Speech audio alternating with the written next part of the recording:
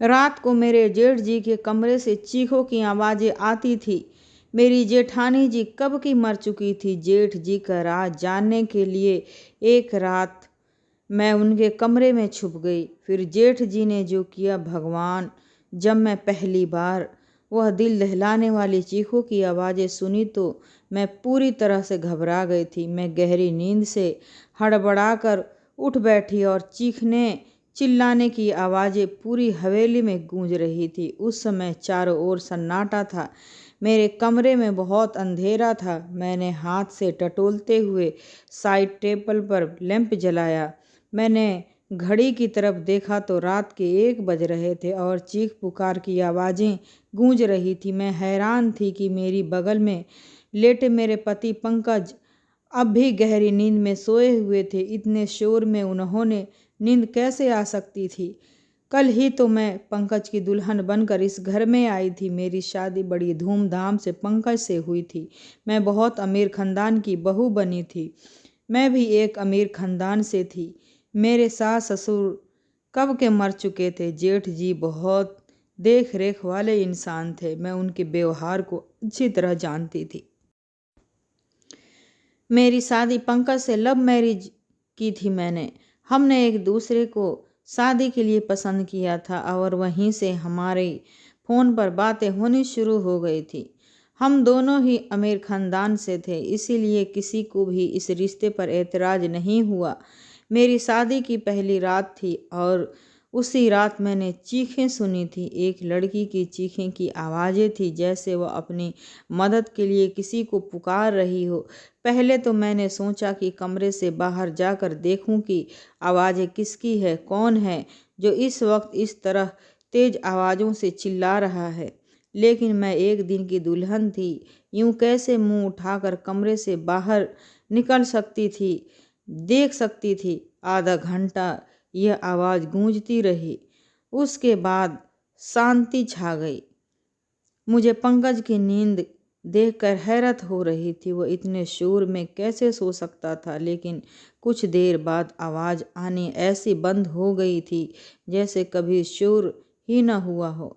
मैं दोबारा से लेट गई और अब मेरी आंखों से नींद कोसों दूर जा चुकी थी। मेरा दिल बार बार उस चिल्लाने वाली लड़की की तरफ जा रहा था। कौन थी वह और ऐसे क्यों चिल्ला रही थी और उसकी आवाज़ पर सब लोग क्यों खामोश थे, वरना एक हलचल सी मच जाना चाहिए था। फिर मुझे कुछ डर सा महसूस होने लगा था, क्योंकि जहाँ वह हवेली बनी हुई थी वहाँ आसपास केवल जंगल थे। गांव तो 3-4 मील की दूरी पर था।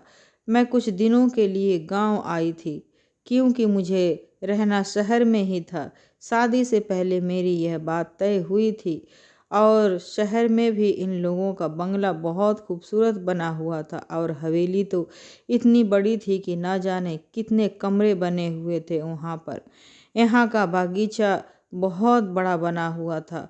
मुझे तो इस हवेली में घुसते ही किसी महल जैसा लगने लगा था। मैंने बस थोड़ी सी नज़र डाली, लेकिन यहाँ की अमीरी देखकर मेरी आंखें चौंधिया सी गई थी। मेरा कमरा फूलों से और कैंडल से सजाया गया था। मैं खुद पर जितना भी गुरूर करती उतना ही कम था और दोनों को देखकर सब दिया बाती की जोड़ी कहते थे। मगर आज की रात जो कुछ हमने सुना था मेरे दिमाग में काम करना बंद कर दिया था। ना जाने कब सोचते सोचते मैं फिर से नींद की वादियों में खो चुकी थी। सुबह पंकज प्यारी सी मुस्कान लिए मुझे जगा रहा था। कहने लगा, उठ जाइए मैडम जी, यह दिल्ली नहीं है जो आराम से चादर तान कर सोई रहोगी। मैंने धीरे धीरे आंखें खोली तो वो उठ चुका था। पंकज बिस्तर से उठकर अपने कपड़े निकाल रहा था। मुझे कहने लगा कि तुम्हारा सामान ड्रेसिंग रूम में पड़ा है, वहीं पहनना है। वह मुझसे कहकर वॉशरूम में चला गया। मैं बेड से उठकर पहले तो मुझे लगा कि रात वाली बात शायद मेरा कोई वहम था। मैं वही बात सोचते सोचते ड्रेसिंग रूम में चली गई, जो मेरे ही कमरे में बना हुआ था। इतना भारी भरकम जोड़ा देखकर मेरी आंखें फटी की फटी रह गई। मैंने फ्रेश होने के बाद बहुत ही मुश्किल से उन कपड़ों को पहना था। पंकज कमरे से जा चुका था तो कुछ लड़कियां मुझसे पूछकर मेरे कमरे में आई और मुझे जेवरात पहनाने लगी, तैयार करने लगी। जब मैं आज सज धज कर बाहर आई तो मेरे जेठ जी सामने कुर्सी पर बैठे थे। उन्होंने मुझे देखा और मुस्कुराने लगे। फिर मेरे पास आए और मुझ पर हजारों की नोटों की बारिश करके मेरा स्वागत किया। फिर मुझे बाहर ले गए जहां गांव की औरतें मुझे देखने के लिए मेरा इंतजार कर रही थी। गर्मी और धूप में न जाने कब से वह मेरी झलक देखने के लिए बैठी हुई थी। मेरी जेठ जी कहने लगे, यह हमारे घर की नई मालकिन है, पंकज की बीवी। सभी औरतें मुझे नमस्ते करने लगी। मैं थोड़ी देर से ज़्यादा वहाँ रुक नहीं पाई थी। तेज धूप ने मेरी हालत खराब कर दी थी। जल्दी जल्दी मैं अंदर गई और अपने कमरे में एसी ऑन करके बैठ गई। पूरा दिन लगातार लोगों का आना जाना लगा रहा। पंकज से मेरी मुलाकात बस रात को हुई थी, वरना वह तो पूरा दिन मर्दों के साथ ही रहते थे। गांव के कुछ और ही रस्म रिवाज होते हैं। पति पत्नी आपस में कम वक्त और दूसरों के से साथ ज़्यादा वक्त गुजारते हैं। यही मेरे साथ भी हुआ। रात तक मैं थकान से चूर हो चुकी थी, इसीलिए लेटते ही मुझे नींद आ गई और पंकज मुझे कहने लगा कि गांव के माहौल से तुम परेशान हो गई हो। वह मुझे प्यार से देखने लगा। फिर मैंने आंखें खोली और थोड़ा सा मुस्कुरा दी। मैंने कहा, पंकज बस जल्दी से दिल्ली वापस जाने को सोचो। मुझे ऐसे माहौल की आदत नहीं है। मेरी बात पर ना जाने क्यों पंकज की मुस्कुराहट गायब हो गई थी। फिर वह बेड पर टेक लगाकर बैठ गया और कहने लगा, अभी तो ऐसा मुमकिन नहीं है, लेकिन मैं कोशिश करूंगा कि नींद में होते हुए भी पूरी आंखें खोलकर उसे घूरने लगी। पंकज ने, मैं गांव में 2 से ज़्यादा नहीं दिन रह सकती, यह तुम अच्छी तरह जानते हो। मुझे घुटन होती है यहाँ के पहनावे से, रहन सहन से। अजीब घुटन सा माहौल है यहाँ का। मैं नहीं रह सकती यहाँ पर। मेरी बात सुनकर वह किसी गहरी सोच में चला गया। उसने सिगरेट निकाली और लाइटर से जलाकर पीने लगा। मैं नींद में चूर थी, इसीलिए सो गई। रात को फिर से मेरी आंखें शोर से खुली थी। वह एक लड़की की चीख पुकार, अपने बचाव के लिए मदद मांगती हुई। मैं तुरंत उठकर बैठी और पंकज को भी जगा दिया। वह मुझे नींद में देखने लगा। मैंने कहा, पंकज, किसी की चिल्लाने की आवाज़ें आ रही है। मेरी बात पर पंकज ने नज़रें चुराई, कहने लगा, किसी आवाज़ें हैं, मुझे यहाँ कोई आवाज़ नहीं आ रही है। उसकी यह बात सुनकर मैं हैरान रह गई थी। यह कैसी नामुमकिन था। मुझे तो लड़की की चिल्लाने की आवाज़ें आ रही है, लेकिन पंकज को नहीं आ रही है। मैंने हैरत से पंकज की तरफ देखा। मैंने कहा कि यह लड़की की आवाज़ें तुम्हें नहीं सुनाई दे रही है? वह कहने लगा, नहीं, मुझे कोई भी आवाज़ सुनाई नहीं दे रही है। मुझे नींद आ रही है, मुझे परेशान मत करो। यह कहकर वो फिर से सो चुका था और मेरा डर के मारे बुरा हाल था। यह क्या आवाज़ है? सिर्फ मुझे ही सुनाई दे रही थी। इसका मतलब कोई भूत प्रेत, या सोच कर तो मैं कांपने लगी थी। डर की वजह से मैं पंकज से चिपक के लेट गई। मेरा दिल जोर जोर से धड़क रहा था। अब तो मुझे इस हवेली में एक दिन भी रुकना गुजारा नहीं था। मुझे तो भूतों से बहुत डर लगता था। अगली सुबह ही मैंने पंकज से शहर जाने की जिद शुरू कर दी। मैंने कहा कि मुझे वापस दिल्ली जाना है। मुझे डर महसूस हो रहा है। मुझे 2 दिन से यहाँ किसी की चिल्लाने की आवाज़ सुनाई दे रही है, जैसे कोई लड़की मदद के लिए पुकार रही है। मैं यहाँ नहीं रह सकती। डर की वजह से ऐसा लग रहा था जैसे मैं अभी भी रो दूंगी। और पंकज मुझे ध्यान से देख रहा था। वह बार बार नज़रें चुरा रहा था। वह मुझसे कहने लगा, वर्षों से इस हवेली में ऐसे ही साए हैं।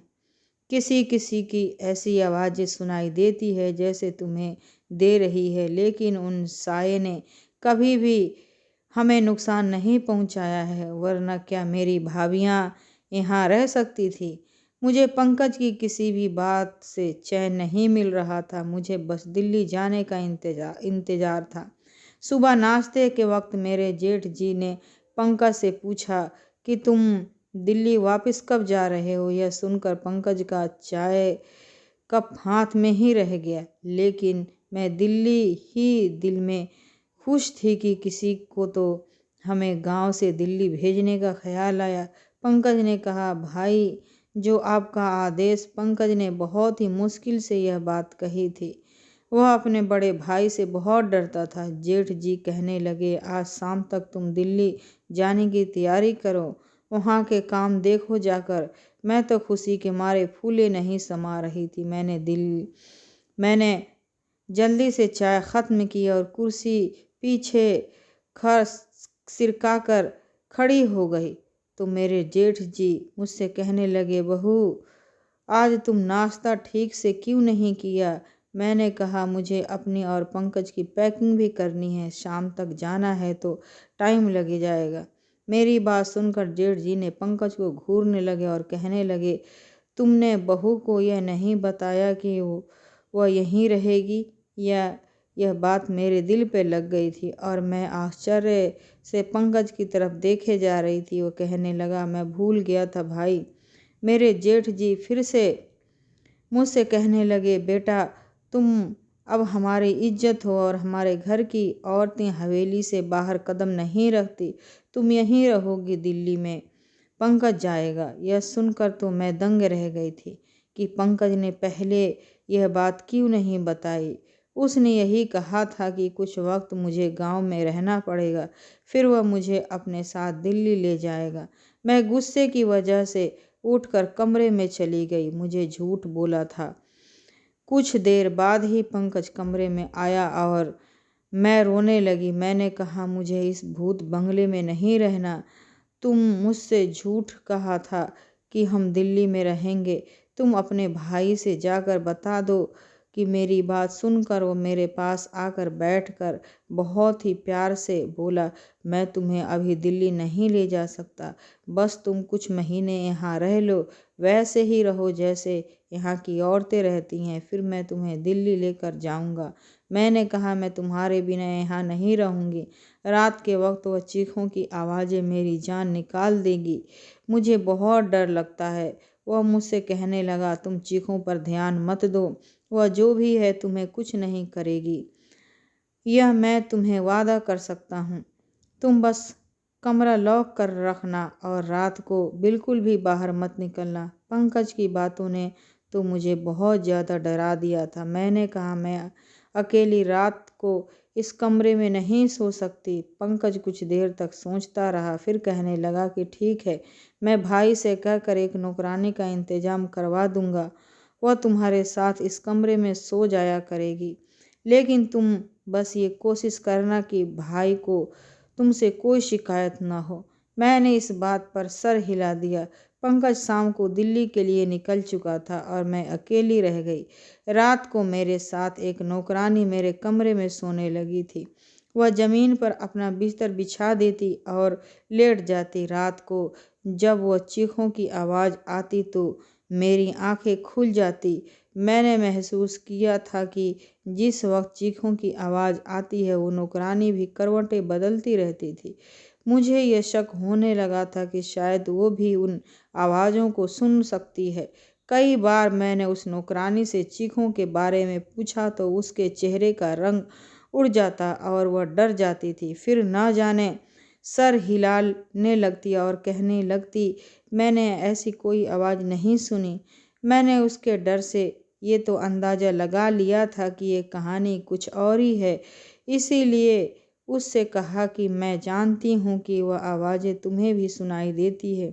मेरी बात सुनकर वो मेरे सामने हाथ जोड़ने लगी और कहने लगी, इस बात का जिक्र हवेली में किसी से न करना वरना बहुत बुरा होगा। उस नौकरानी की बात सुनकर मुझे जानने की चाहत होने लगी थी कि आखिर मालूम भी तो हो कि यह सारा माजरा क्या है। मैंने रात को जब वह चीखों की आवाज़ें सुनी तो यह ठान लिया कि सच्चाई क्या है इसका पता लगा कर ही रहूँगी। क्योंकि कहीं न कहीं मुझे यह यकीन हो चुका था कि यह मामला भूत प्रेत का नहीं है। रात को चिल्लाने की आवाज़ सुनकर मैं उठकर खड़ी हो गई और दबे पाँव अपने कमरे के दरवाजे के पास आई और धीरे से दरवाज़ा खोला।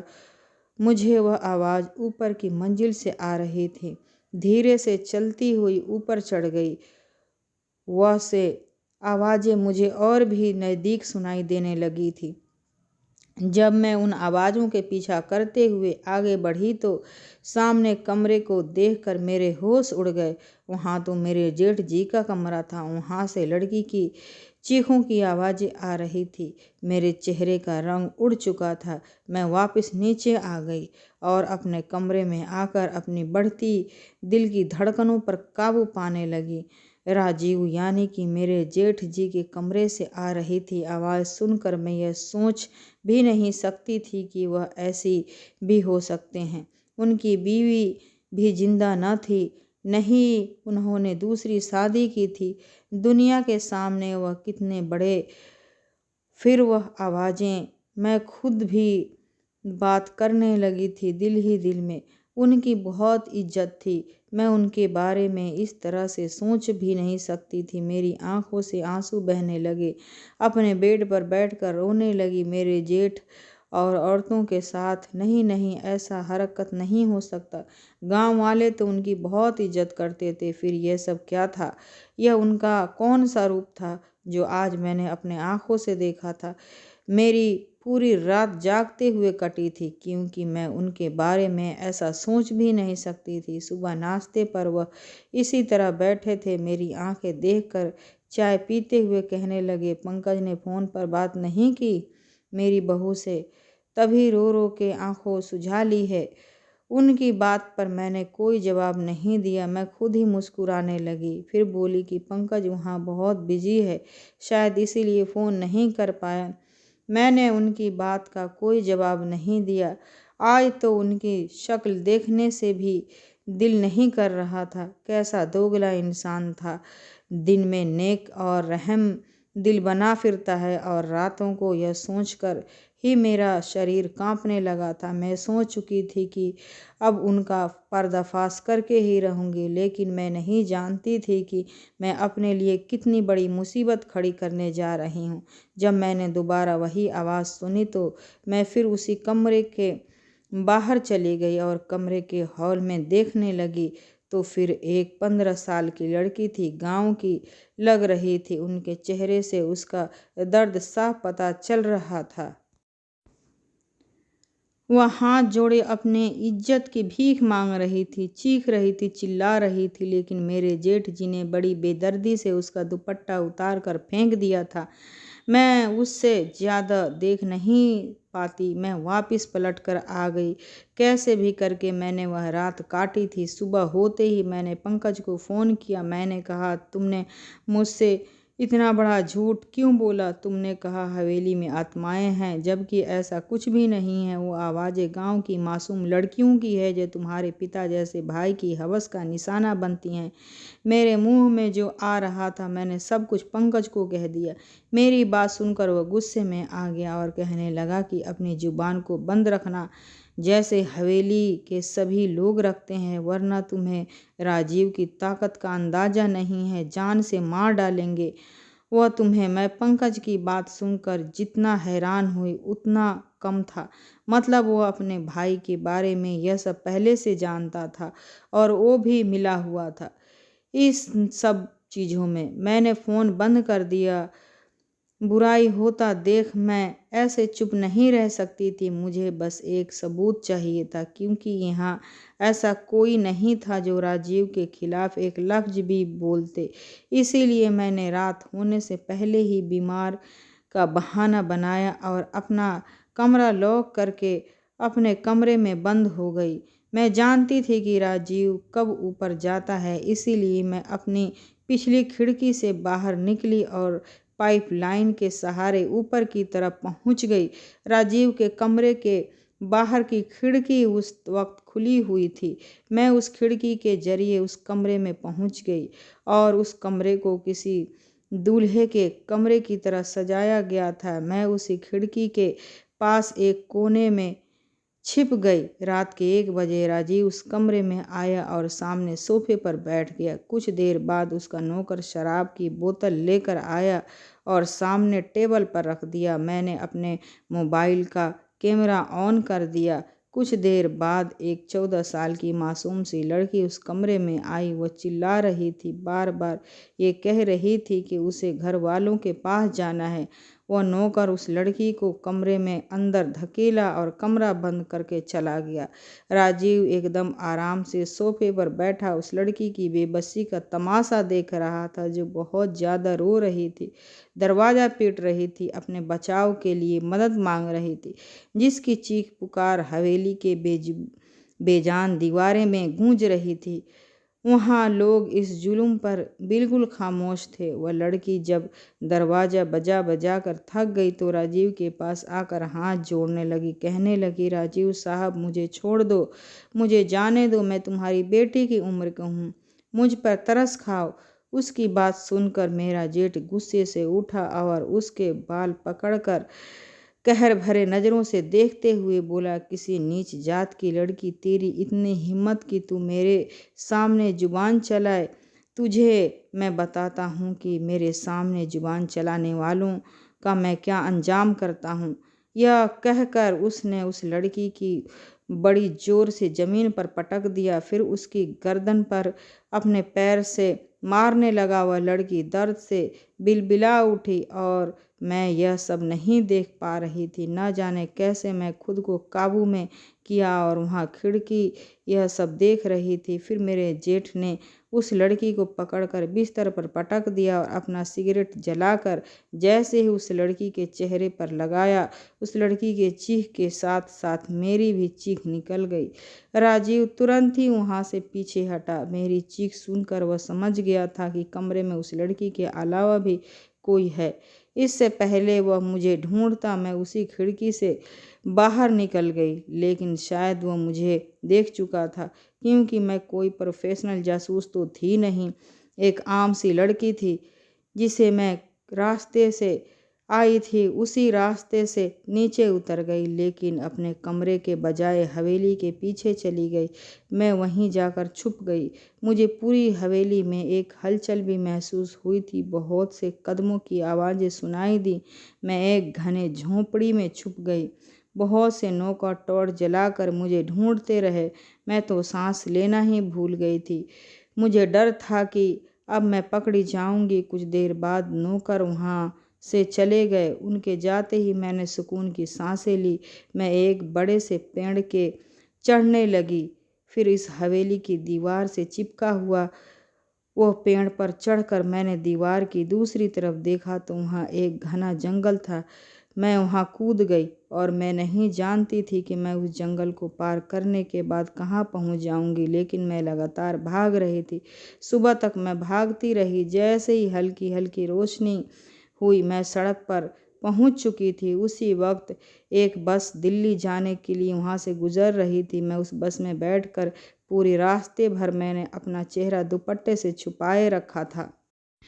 दिल्ली पहुँचते ही अपने पापा के दोस्त, जो कि एक IPS अफसर थे, उन्हें ये वीडियो दिखा दी। मेरी वजह से उस गांव में इस घिनौने खेल का किस्सा ख़त्म हो गया था और राजीव जी के साथ साथ पंकज भी पकड़ा गया था। वो लोग गांव के कम उम्र के लड़कियों के साथ गलत करके उसे दूसरे देश भेज देते थे और कुछ को मार देते थे और मेरे पति दिल्ली में वही काम करते थे, इसीलिए मुझे अपने साथ ले जाकर नहीं रख सकते थे। मैंने जब पंकज से तलाक लिया था, क्योंकि ऐसे शख्स के साथ मैं और ज़िंदगी नहीं गुजार सकती। मैंने बहुत सारे गांव की लड़कियों की जान बचाई थी और उनकी इज्जत भी बचाई थी। दोस्तों, आज का ये वीडियो कैसा लगा प्लीज़ मुझे कमेंट बॉक्स में कमेंट करके ज़रूर बताइएगा। फिर मिलती हूँ अगले वीडियो में।